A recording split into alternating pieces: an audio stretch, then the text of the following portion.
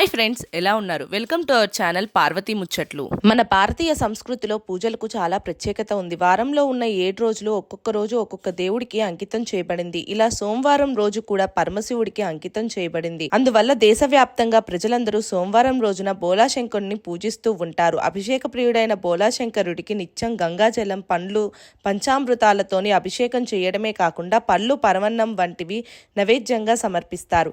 కానీ శివుడికి మాంసం నైవేద్యంగా పెట్టే ఆలయం కూడా ఒకటి ఉంది. పురాణాల ప్రకారం శివుడికి పరమ భక్తుడైన భక్త కన్నప్ప నిత్యం మాంసాన్ని నైవేద్యంగా పెట్టేవాడు. అంతపురం జిల్లా పెనుగొండలోని మడకసిరలోని ఉన్న ఈ ఆలయాన్ని స్వయంభూగా వెలసిన శివుణ్ణి భక్తులు నిర్మించారని పురాణాలు చెప్తున్నాయి.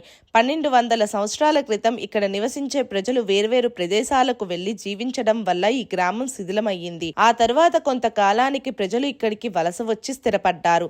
అయితే ఇక్కడ ప్రజలకు శివలింగం, ఆంజనేయ స్వామి విగ్రహం, మహిషాసుర మర్దిని విగ్రహం లభించడంతో వాటిని స్వయంగా ప్రతిష్ఠించి ఆలయాన్ని నిర్మించారు. అక్కడి ప్రజలు ఈ శివలింగానికి నీలకంఠేశ్వర స్వామిగా పిలవడం వల్ల ఈ గ్రామానికి నీలకంఠాపురం అనే పేరు కూడా వచ్చింది. ఇక ఈ గ్రామంలో ప్రజలు ఇప్పటికీ శివుడికి మాంసాన్ని నైవేద్యంగా సమర్పిస్తారు. ఇలా శివుడికి మాంసాన్ని సమర్పించే ఏకైక ఆలయం ఇది. ఎన్నో ఏళ్లగా ఈ ఆచారం కొనసాగుతోంది. చుట్టుపక్కల గ్రామాల నుండి ఈ ఆలయాన్ని దర్శించుకోవడానికి ప్రజలు నిత్యం వస్తూ ఉంటారు. ముఖ్యంగా శ్రీరామనవమి, శివరాత్రి వంటి పర్వదినాల్లో ఈ ఆలయాన్ని దర్శించే భక్తుల సంఖ్య ఎక్కువగా ఉంటుంది. కార్తీక మాసం, మాఘమాసంలో ఈ ఆలయంలోని శివుడికి ప్రత్యేక పూజలు నిర్వహిస్తారు.